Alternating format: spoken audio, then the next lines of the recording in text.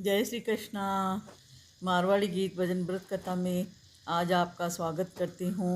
आज मैं आपको मंगसर शुक्ल पक्ष की मोक्षा एकादशी का महात्म्य सुना रही हूँ।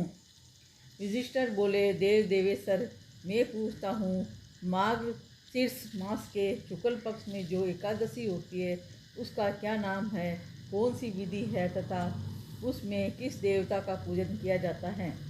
स्वामी यह सब यथार्थ रूप से बताइए। श्री कृष्ण ने कहा, नरक श्रेष्ठ, मार्गशीर्ष मास के कृष्ण पक्ष में उत्पन्न नाम की एकादशी होती है, जिसका वर्णन मैंने तुम्हारे समक्ष कर दिया है। अब शुक्ल पक्ष की एकादशी का वर्णन करूँगा, जिसके श्रवण मात्र से वाजपेयी यज्ञ का फल मिलता है। उसका नाम है मोक्षा एकादशी, जो सब पापों का अपहरण करने वाली है। राजन, उस दिन यत्नपूर्वक तुलसी जी की मंजरी तथा धूप दीप आदि से भगवान दामोदर का पूजन करना चाहिए। पूर्वोक्त विधि से ही दशमी और एकादशी के नियम का पालन करना उचित है। मोक्षा एकादशी बड़े बड़े पातकों का नाश करने वाली है। उस दिन रात में मेरी प्रसन्नता के लिए नृत्य, गीत और स्तुति के द्वारा जागरण करना चाहिए। जिसके पितर पाप वंश नीच योनियों में पड़े हो, वे इसका पुण्य दान करने से मोक्ष को प्राप्त होते हैं। इसमें तनिक भी संदेह नहीं है। पूर्व काल की बात है, वैष्णवों ने विभूषित परम रमणीय चंपक नगर में बेखानस नामक राजा रहते थे। वे अपनी प्रजा का पुत्र की भांति पालन करते थे। इस प्रकार राज्य करते हुए राजा ने एक दिन रात को स्वप्न में अपने पितरों को नीच योनि में पड़ा हुआ देखा। उन सबको इस अवस्था में देखकर राजा के मन में बड़ा ही विस्मय हुआ और प्रातःकाल ब्राह्मणों से उन्होंने उस स्वप्न का सारा हाल कह सुनाया। राजा बोले, ब्राह्मणों, मैंने अपने पितरों को नरक में गिरा हुआ देखा है। वे बारंबार रोते हुए मुझसे यूँ कह रहे थे कि तुम हमारे तनुज हो, इसलिए इस नरक समुद्र से हम लोगों का उद्धार करो। द्विज करो, इस रूप में मुझे पितरों के दर्शन हुए हैं, इसे मुझे चैन नहीं मिलता। क्या करूं, कहाँ जाऊं? मेरा हृदय ढूंढा जा रहा है। द्विजोत्तमों, वह व्रत, वह तप और वह योग जिससे मेरे पूर्वज तत्काल नरक से छुटकारा पा जाए, बताने की कृपा करें।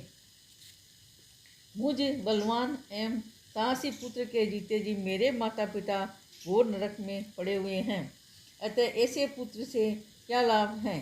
ब्राह्मण बोले, राजन, यहाँ से निकट ही पर्वत मुनि का महान आश्रम है। वे भूत और भविष्य के भी ज्ञाता हैं। नरक श्रेष्ठ, आप उन्हीं के पास चले जाइए। ब्राह्मणों की बात सुनकर महाराज बेखानस शीघ्र ही पर्वत मुनि के आश्रम पर गए और वहाँ उन मुनि श्रेष्ठ को देखकर उन्होंने दंडवत प्रणाम करके मुनि के चरणों का स्पर्श किया। मुनि ने भी राजा से राज्य के सातों अंगों की कुशल पूछी। राजा बोले, स्वामी, आपकी कृपा से मेरे राज्य के सातों अंग सकुशल हैं, किंतु मैंने स्वप्न में देखा कि मेरे पितर नरक में पड़े हुए हैं। अब बताइए, किस पुण्य के प्रभाव से उनका वहाँ से छुटकारा होगा। राजा की ये बात सुनकर मुनि श्रेष्ठ पर्वत के एक मुहूर्त तक ध्यानस्थ रहे। इसके बाद वे राजा से बोले, महाराज, मार्गशीर्ष मास के शुक्ल पक्ष में जो मोक्षा नाम की एकादशी होती है, तुम सब लोग उसका व्रत करो और उसका पुण्य पितरों को दे डालो। उस पुण्य के प्रभाव से उनका नरक से उद्धार हो जाएगा। भगवान श्री कृष्ण कहते हैं, युधिष्ठिर, मुनि की यह बात सुनकर राजा पुनः अपने घर लौट आए। जब उत्तम मार्गशीर्ष मास आया, तब राजा बेखानस ने मुनि के कथा अनुसार मोक्षा एकादशी का व्रत करके उसका पुण्य समस्त पितरों को सहित पिता को दे दिया। पुण्य देते ही क्षण भर में आकाश में से फूलों की वर्षा होने लगी। बेखानस के पिता पितरों सहित नरक से छुटकारा पा गए और आकाश में आकर राजा के प्रति यह पवित्र वचन बोले, बेटा तुम्हारा कल्याण हो। यह कहकर वे स्वर्ग में चले गए। राजन, जो इस प्रकार कल्याणमयी मोक्षा एकादशी का व्रत करता है उसके पाप नष्ट हो जाते हैं और मरने के बाद वह मोक्ष प्राप्त कर लेता है। यह मोक्षा देने वाली मोक्षा एकादशी मनुष्य के लिए चिंतामणि के समान समस्त कामनाओं को पूर्ण करने वाली है।